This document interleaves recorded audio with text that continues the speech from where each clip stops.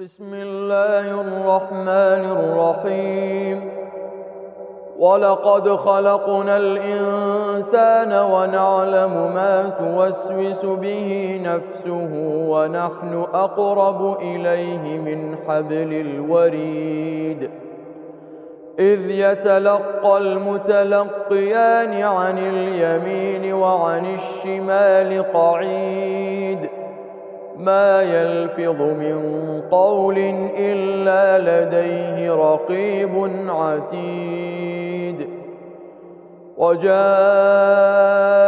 سكرة الموت بالحق ذلك ما كنت منه تحيد ونفخ في الصور ذلك يوم الوعيد وجاءت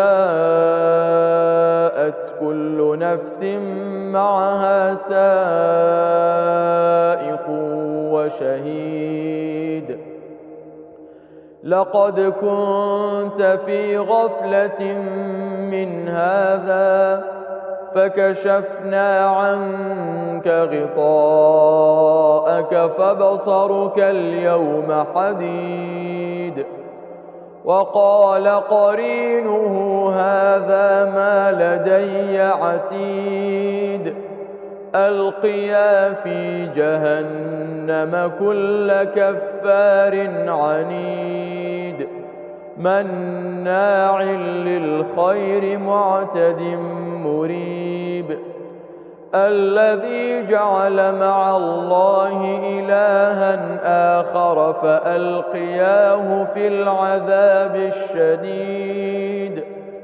قال قرينه ربنا ما أطغيته ولكن كان في ضلال بعيد قال لا تختصموا لدي وقد قدمت إليكم بالوعيد ما يبدل القول لدي وما أنا بظلام للعبيد يوم نقول لجهنم هل امتلأت وتقول هل من مزيد وأزلفت الجنة للمتقين غير بعيد هذا ما توعدون لكل أواب حفيظ.